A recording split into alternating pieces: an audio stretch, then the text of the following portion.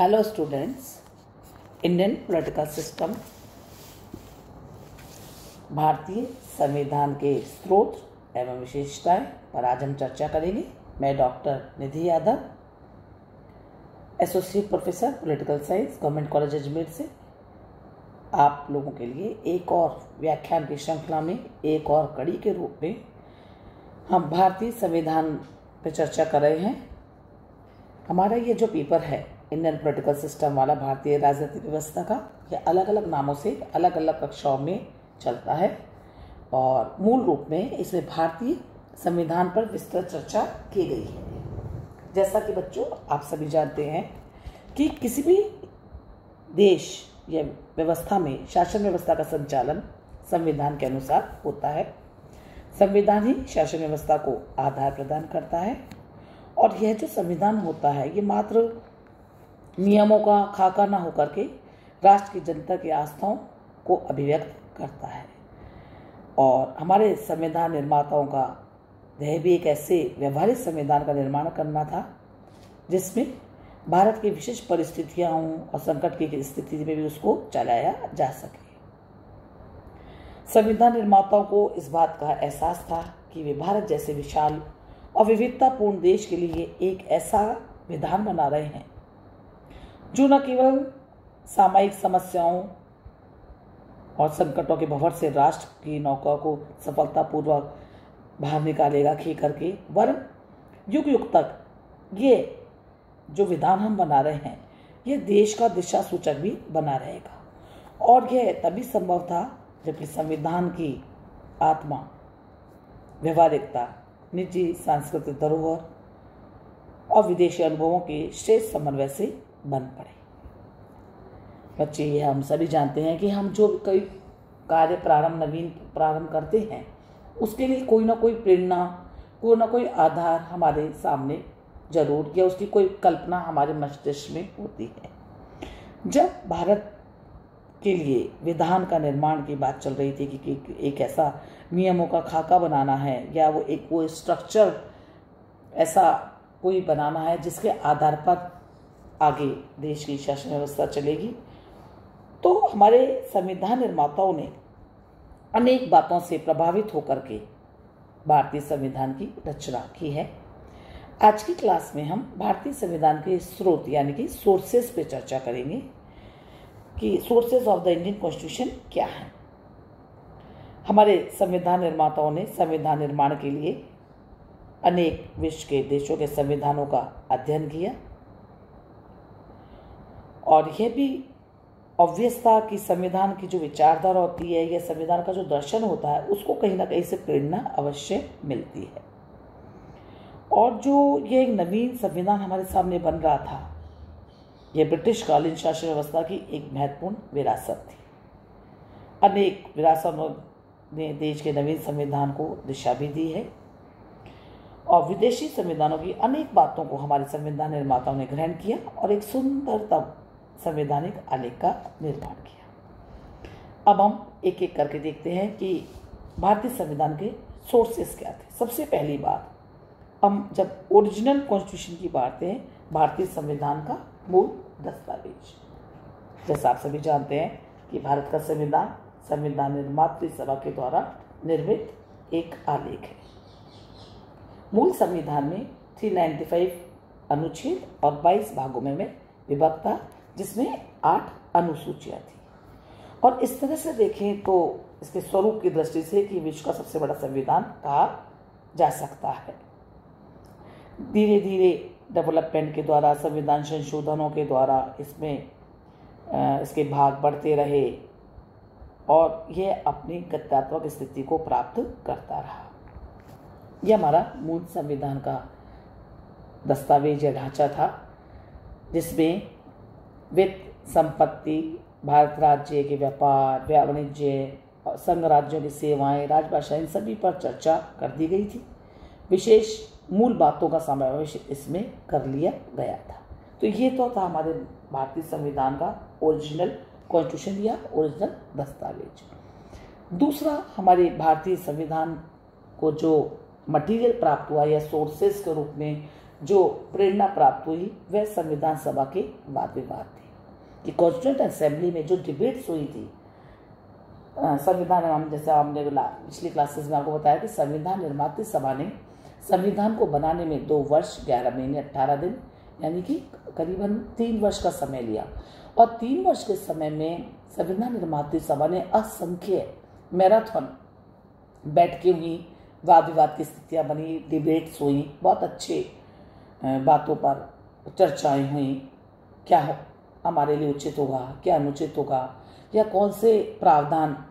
भारत के अनुकूल होंगे, कौन से मुश्किल भरे होंगे, या आने वाली विशेष परिस्थितियां अगर होंगी तो किस प्रकार से ये संविधान एक्ट करेगा। इन पर लंबी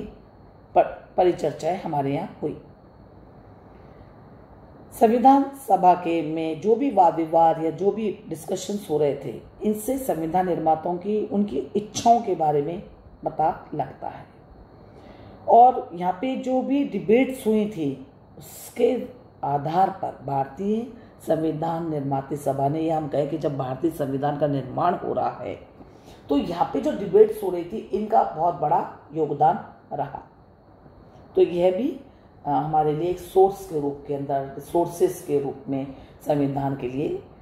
निर्माण में काम में आया। इसके साथ ही साथ एक जो महत्वपूर्ण आधार या बेसिस कॉन्क्रीट रूप में जो हमको प्राप्त हुआ वह यह था कि जो जैसे एक विचारक है नॉर्मन डी पामर, उन्होंने ये कहा भी है कि ये एक महत्वपूर्ण राजनीतिक तथ्य है कि भारत के प्रशासन के प्रति ब्रिटेन का विशाल वैधानिक योगदान रहा है। यद्यपि ये ठीक है कि भारतीयों ने हमने उसको उस समय अधिकांशतः अस्वीकार भी किया, किंतु कुछ समय पश्चात स्वाधीन भारत के द्वारा मैंने इन अधिनियमों को, या जो ब्रिटिश सरकार के द्वारा उस समय जो वैधानिक नियम बनाए गए थे या वैधानिक अधिनियम पारित किए गए थे, वो हमारे लिए एक बहुत महत्वपूर्ण आधार है। इसमें सबसे ज़्यादा 1858, 1892, 1909, 1919 तथा 1935 के अधिनियम पर हम बात कर सकते हैं, क्योंकि आज जो संविधान हमें उपलब्ध है उसकी अनेक बातें इन्हीं संवैधानिक अधिनियमों से ली गई है। और अगर वास्तव में अगर हम देखें तो भारत के संविधान का एक बहुत बड़ा भाग 1935 के भारत शासन अधिनियम पर आधारित है और उसकी बहुत सी बातों को एज इट इज और बहुत सी बातों को चेंज करके संविधान में शामिल किया गया है। डॉक्टर पी देशमुख के शब्दों में हम कहें तो यह भी कह सकते हैं कि संविधान 1935 के भारत सरकार अधिनियम ही है, सिर्फ व्यस्त मताधिकार को अलग से इसमें जोड़ा गया है। डॉक्टर अंबेडकर ने भी ये कहा था कि मैं इस बात से किसी प्रकार की लज्जा अनुभव नहीं करता कि हमारे नवीन संविधान का निर्माण करते समय इस 1935 के अधिनियम की बहुत सी बातों को अपनाया गया है और किसी भी अच्छी बात को अपनाने में संकोच भी नहीं होना चाहिए। तो डॉक्टर अंबेडकर की इस बात से हमको क्लियर हो जाता है कि जो भी पुराने और स्पेशली 1909, 1919 और 1935 की जो अधिनियम हैं उनमें जो जिन बातों का जिक्र किया गया था, उनमें जो भी प्रावधान रखे गए थे उनको काट कर छांट कर उन्हें और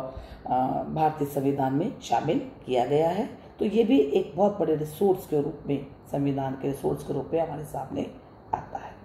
इसके साथ ही साथ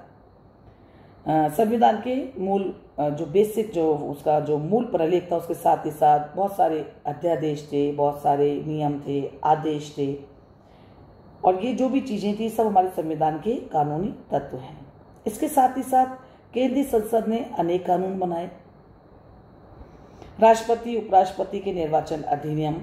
बाद में अस्पृश्यता दंड संबंधी जो अधिनियम निकाला गया, तो इसके साथ ही साथ संसद को अपने कार्य संचालन के लिए जो भी नियम बनाए, ये इन सभी ने भी संविधान को गत्यात्मक बनाने में या संविधान के अंदर कुछ एडिशन करने में योगदान दिया है। और एक और महत्वपूर्ण रिसोर्स जिसके रूप में जो हमारे भारतीय संविधान का है वो है संवैधानिक संशोधन, कॉन्स्टिट्यूशन अमेंडमेंट्स। 1950 से लेकर अब तक भारतीय संविधान में 103 संशोधन हो चुके हैं और ये सारे संशोधन भारतीय संविधान के अभिन्न स्रोत हैं। क्योंकि ये संशोधन किस लिए हुए हैं, क्योंकि जब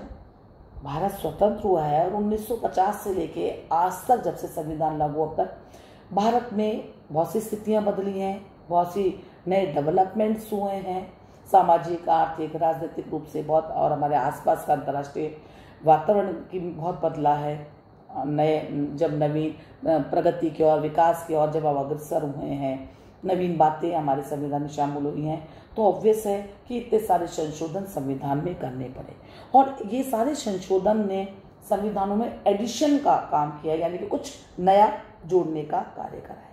और इससे संविधान की बुनियादी धारणा और स्वरूप में भी अंतर आया है। स्पेशली हम देखते हैं कि संविधानी संशोधनों में उसका पहला, चौथा, 17वां, 25वां, 26वां, 29वां और 44वें संशोधन, जिसमें संपत्ति के अधिकार को मौलिक अधिकारों से हटा दिया गया, तो इन सभी संशोधनों ने संविधान को गत्यात्मक या गतिमान बनाए रखने में महत्वपूर्ण योगदान दिया है। तो हम ये कह सकते हैं कि इन संशोधनों के द्वारा आज हमारा संविधान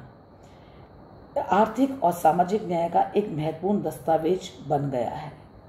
जिसके द्वारा समाज में, इन संशोधनों के द्वारा शांतिपूर्ण तरीके से हमारे समाज में सामाजिक और आर्थिक परिवर्तन आए हैं और एक नए जस्ट सोसाइटी का निर्माण संभव हुआ है। इसके अतिरिक्त विश्व के जो अनेक देशों के जो संविधान हैं, जब हम जानते हैं कि हमने जैसे पिछली क्लास में बताया था हमने कि संविधान निर्माताओं ने सेलेक्टिव एंड बोरिंग अप्रोच, यानी कि चयन एवं उधार के दृष्टिकोण को अपनाया था। भारतीय विदेशी संविधानों के अंदर जो संविधान या जो प्रावधान, संविधानों के प्रावधान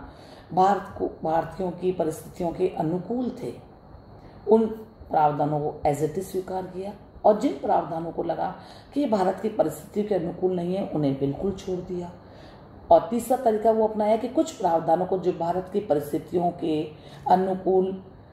फिट नहीं बैठ रहे, उनमें कुछ चेंजेस करके हमने उनको अपनाया है या उनको अपने अंदर शामिल किया है। इसमें अगर मूल रूप से हम देखें तो America, France, Canada, Australia, Ireland, हमने अलग अलग प्रावधानों को अलग अलग देशों से अपने यहाँ पे शामिल किया है, और उनमें उनको इसके द्वारा हमने अपने संविधान को में एडिशंस किए हैं, नई बातें बनाई हैं। इसके साथ ही साथ एक और सोर्स के रूप में हम देखें तो कस्टम्स और कन्वेंशंस जो हमारे हैं, जो हमारे प्रथाएं और अभी समय चले आ रहे हैं, और आप ये जानते हैं कि संविधान के अलिखित भाग के रूप में इन परंपराओं का विशिष्ट महत्व होता है। हमारे यहाँ पे भी कुछ संवैधानिक परंपराओं का विकास हुआ है, और इन परंपराओं ने भी संविधान के विकास में महत्वपूर्ण योगदान दिया है। अंत में जब संविधान बन गया और महत्वपूर्ण संवैधानिक विशेषज्ञों के रूप में एन पालकीवाला हैं, लक्ष्मीमल सिंह भी हैं, सोले सोराब जी हैं, सुभाष कश्यप हैं, अनेक टीकाएँ, अनेक ग्रंथ, डी बसु हैं, विचारक हैं, जिन्होंने अनेक कमेंट्रीज दी हैं कॉन्स्टिट्यूशंस पर। तो हम ये देखते हैं कि इन टीकाओं ने, पुस्तकों ने, इन या जो कॉन्स्टिट्यूशनल एक्सपर्ट्स, इनकी जो कमेंट्रीज थी, इनके द्वारा भी संविधान, ये भी एक संविधान के महत्वपूर्ण सोर्स के रूप में हमारे सामने आते हैं। अंत में निष्कर्ष के रूप में हम ये कह सकते हैं कि हमारे संविधान निर्माताओं ने यह कभी दावा नहीं किया कि कोई मौलिक या अद्भुत संविधान बना रहे हैं, और वे ये चाहते थे कि हम किसी दूसरे देश के संविधान का अंधानुकरण भी नहीं कर रहे हैं। वरन ये सच है कि बहुत संविधान के हमारे अनेक प्रावधानों में भारतीय इतिहास और संस्कृति की झलक भी हमको दिखाई पड़ती है। गांधीवाद की भावना, आध्यात्मिक सहिष्णुता के सिद्धांत, मद्य निषेध, गौवध निषेध, इस प्रकार की विकेंद्रित आर्थिक व्यवस्था जो हमारे प्राचीन या हमारे इतिहास की महत्वपूर्ण धरोहर रही हैं, इन सबको भी स्पेशली हम देखें तो पंचायती राज व्यवस्था, ये भी हमारे स्वशासित ग्राम व्यवस्था के रूप में प्रचलित रही हैं। तो इन विदेशी संविधानों के साथ साथ हमारे संविधान बहुत हद तक हमारे परंपराओं, हमारे प्राचीन जो हमारे संस्कार रहे हैं, या हमारी जो लोकतांत्रिक पद्धति कि जो हमारी इतिहास और संस्कृति रही है उसको भी हमने भारतीय संविधान में शामिल किया है। आगे की क्लास में बच्चों भारतीय संविधान की विशेषताओं पर हम विस्तृत चर्चा करेंगे। आज की क्लास में हमने भारतीय संविधान के स्रोत क्या क्या है, सोर्सेस क्या क्या हैं, उस पर विशिष्ट रूप से आप लोगों को बताया है। आगे की क्लास में हम भारतीय संविधान की एक एक पॉइंट की एक एक विशेषता को आपको डिटेल में बताएंगे। धन्यवाद।